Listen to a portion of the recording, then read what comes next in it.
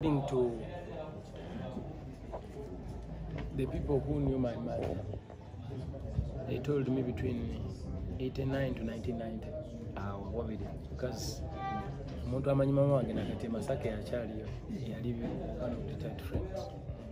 My mom came from Rwanda, but when they came to here to the batandikira Masaka jibabeera. Then yazaalibwa mu biseera ebyo byantalaabo ngakagwa myaka nga 25 bwe batyo. Naye during that time of war bingi bya happeningiramu.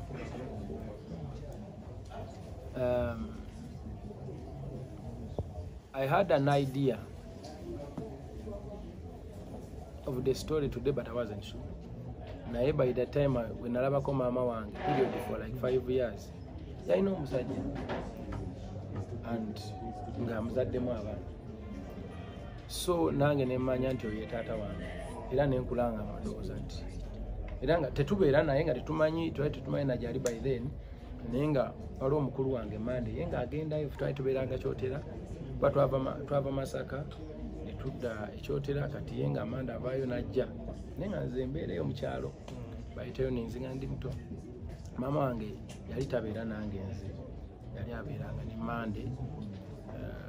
Waliwo ne sister from muto yafa bali bamwita Saala naye nga nze alina gye yantwale wabakwano be nga lyembeera. Saamanya nnyo bikwatagana ku nze na maama wange nnyo kuba nabeera nnyo n'eri family.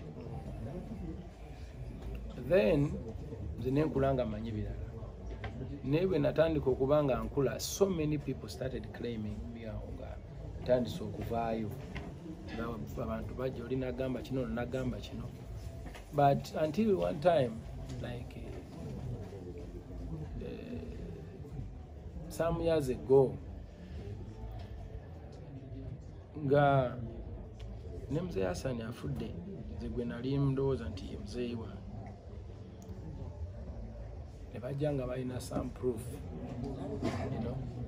Nze nkulidde muze ndikana agamba nze nkulidde ku street, natandika okwerabira from the age of 5-6 until today. Nze nga simanyi taata wange yani, simanyi mama muganda wa mama wange, kusaidia mama wange nali manyiye ne taata we banane bafa. Mama wange yasooka, kitaawe naddako.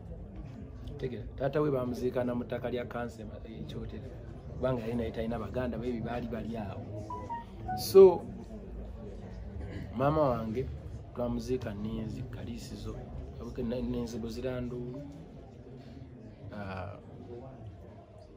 Bamuziika mu maka ga bakwano be kuba by then yali akagula n'akataka katono kali mu kyalo gani mukwano gwe kuba family gyali efudde family aga ono wakati yafuka walugana muzike wa era it's my family until today where I live.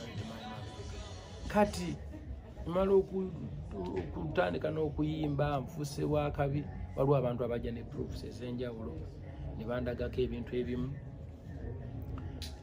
nendaba nga bikwatagana. So I decided to go.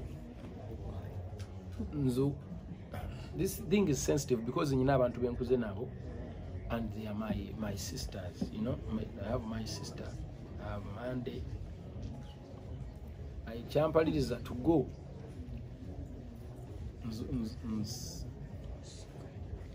Nende when azika mzee Hassan tujye Akagumba, take it to DNA.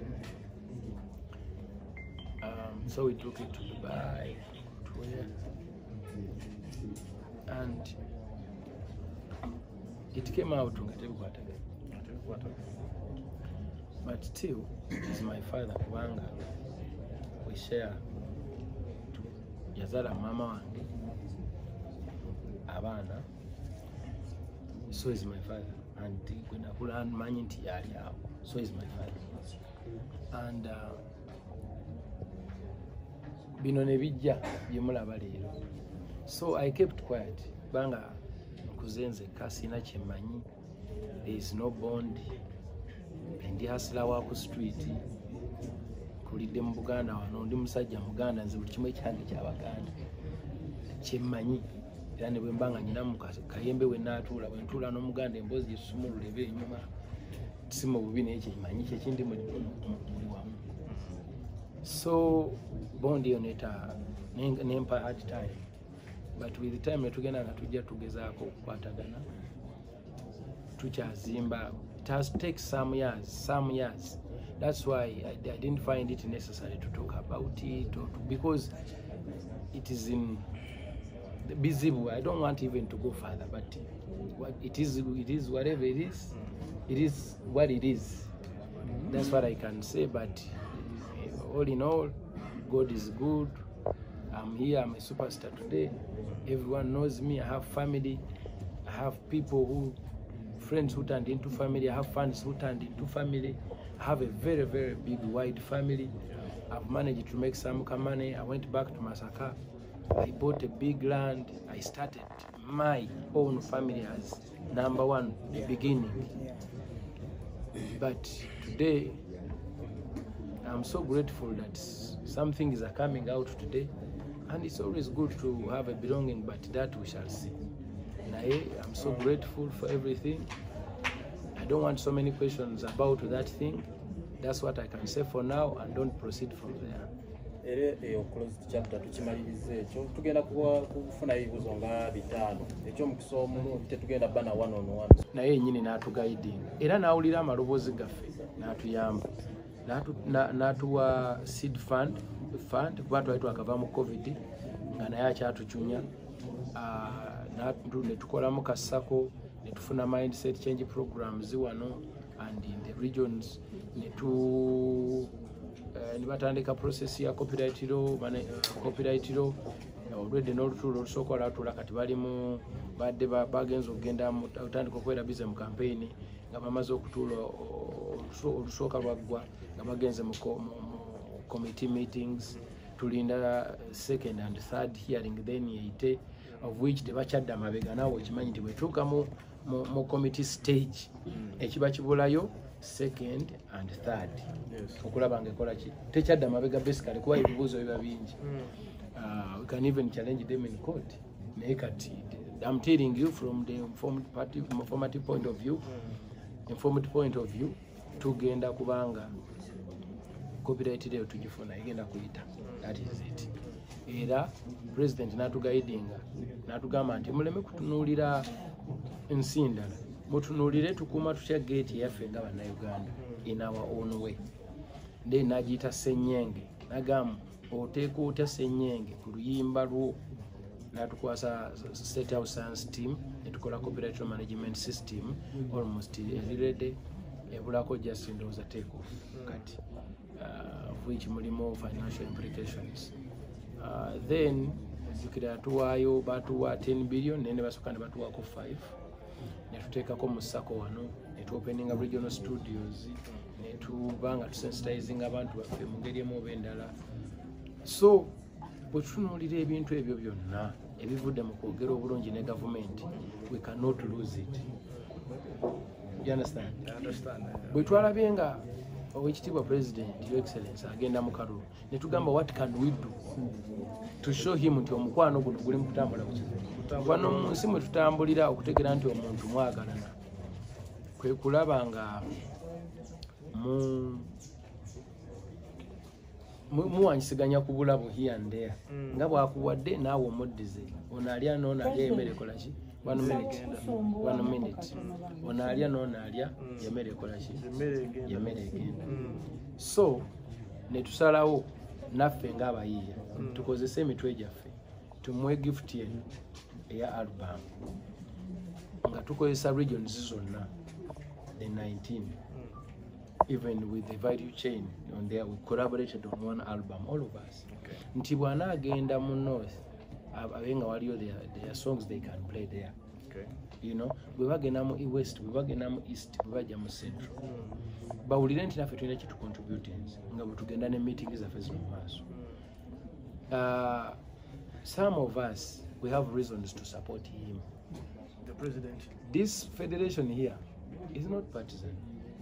Because twina n'abantu nga balina endowooza zaabwe ez'enjawulo and they are okay, they are free. Naye some of us, we support him as human and we have the right. You know, we have the right ng'abantu ng'omuntu okuba nti nze ng'era bw'olaba nti Magogo is a member of parliament but president of FUFA and is on NRM ticket and it's not an offense. Okay. So n'abalala gye bali eyo wano waliwo abantu abalina views ez'enjawulo and it is okay. But if some of us we agree that we are who we are today because Your Excellency the President has created that platform for us, most especially security. The peace we have, because you cannot sing any single song during the war. When Mundunge Seka bullets exchanging, it is very hard for you to record a song. You'll be on the run. So we wanted to appreciate him for that, and we support him for that. You know, some of us, not all of us, those who think that that is good, you know, and those who think that he has done us well, very good. Atukolemu omulimu mulungi netusalawo tumuddize through that. Atubesinga ku collaboration gye tulina ennaku zino etambula obulungi, relationship gye tulina between us and him and the government, and then n'omulimu gwatukozeemu okuba nti twagenda okurealizinga yugera twalina abatubuzaabuza bangi, ono akugamba bino, ono akugamba biri, bakulaga bibi byokka.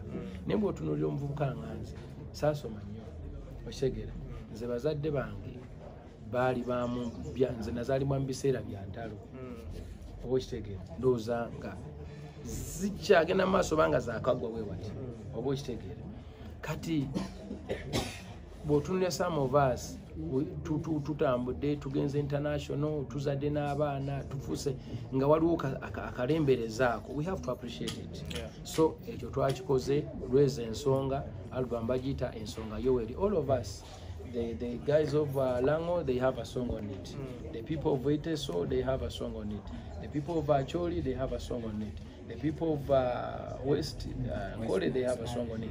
Even the Bachiga, even the Karamajong, even the Sebei, even the people of Soga, the Mbale, as a gift for the campaign, they are mobilizational songs to mobilize in the coming election. How many songs are on this album? We have around 12 songs. 12 songs on the album. We have around 12 songs, but what we did, because we couldn't do over, like there are 25 associations, plus the Kadongo Kamu, which Tuchuranga Special Interest Group.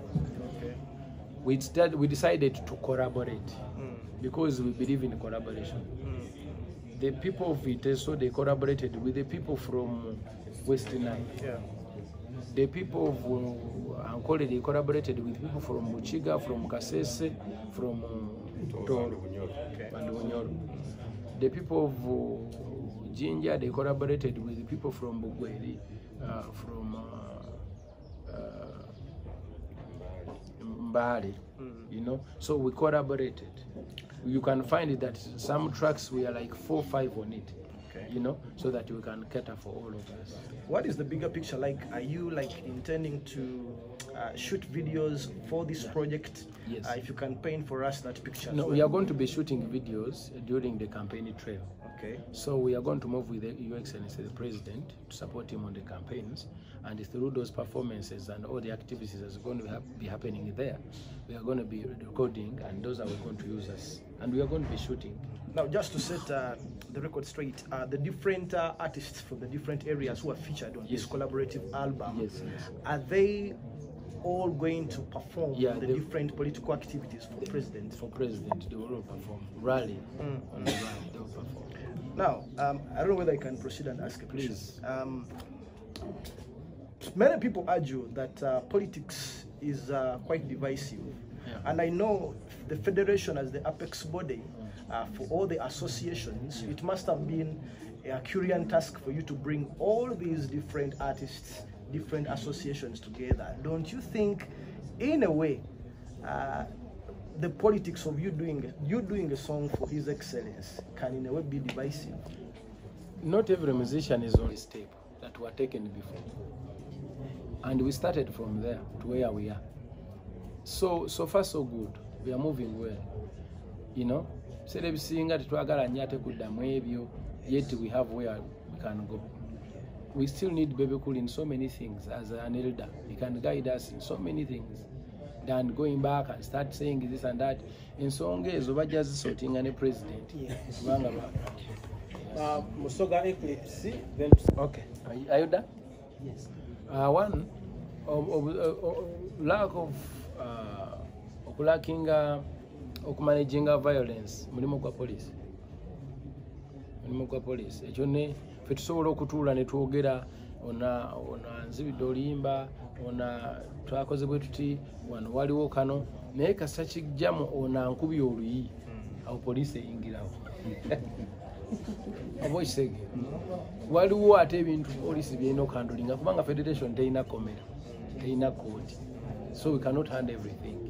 Fe tuli mu policing, tuli mu empowerment, tuli mu mindset change strategy, you know, tuli mu ebyo okusinga naye bwe mulaba ekisusse ku mbeera awo ate omulala nga naye akola ki ng'ayingiramu ng'era bwola bwe tucollaborating nga bwe nagambye tulina URSB for registration, tulina UCC for regulation, tulina UPRS for royalty collection copywriting, tulina gender for belonging, you know, tulina ICT naye tugwayo tourism tulina collaborating n'abantu bangi. Then we might be also collaborating. I think we are collaborating with Uganda Police as citizens of Uganda. That's when Ugandan police should come in and do their job. Yes. Kibuzo ekyo kya police. Alina ekibuzo kirala kyabuuziza ku venues emisolo. Emisolo ku venues tukiriko. One, bintu bye tulimu kugezaako kulaba nti bigira. Kwe kulaba nga twongezaako ssaawa ya performance. Bave ku ssaawa omukaaga guno baddeko at least ku 8. Because bw'otunulamu abantu ebiseera ebisinga jam n'okudirenga abantu bayingira mu kivulu kuva ku ssaawa 2, 3, 4. Kati omuyimbi ebiseera ebisinga bayagala ayimbira abantu be nga bazze. Ebiseera ebisinga atuukako kunnya ku stage. Kati ate alina okuleetamu ne banne bajje bamuyambeko and then planizaako okuzannya biki emcing 2 hours is a very small time. We want at least to go for 4 hours at least since the time of batandikidde. Tusobole okubanga abantu tebaddamu kuddamu ebyo ate ojje ku stage okozesa buyinza bwa ofiisi bwo ate abennugu banyiige ate so tugenda nakyo tuli mu kirwanako n'ekyomusolo okulanga gukendeerako. Of course New Excellency the President alina kyali mu kuyiiya okulaba nti akolera bannayuganda in terms of musolo ogwo. Bintu bigenda kubeera bulungi. Kalala nyo kamalize about yesterday's event. Eddie, omukolo gwabaddeko His Excellency the President. Obusuubira nti yazze kulaba abantu abali mu art industry. Twabadde tusuubira nti ba artists ba creative bandiweereddwa omukisa ocommunicatingako eri president. Naye twalabye nti speeches zaabadde ntono nnyo naddala okuva mu art. Oli presidential advisor omulaba buli lunaku, omulaba w'oyagalira okumuadvisinga. Lwaki tebaawaddeko bayimbi balala oba ne bapromota opportunity kwogerako eri president? One, batukatinze short. Twabadde tukya performing and performance yaffe enyini twagikozeko only half. We planned 1 hour, we did for only like 20 minutes, and then they got over 60 minutes left. So we started panicking, you know, tufuna stress out. We had a lot in plan. Maybe byonna byakomyawo bapromota twabadde tubateereddewo kasiloti, twabadde tuteereddewo badde bapromota twabadde tubawaddeyo kasiloti, twabadde tuwadde kasiloti ba elders nabo boogereko laba tebafunye budde kwogera bapyalinzeeko twabadde tuwadde executive kasiloti, twabadde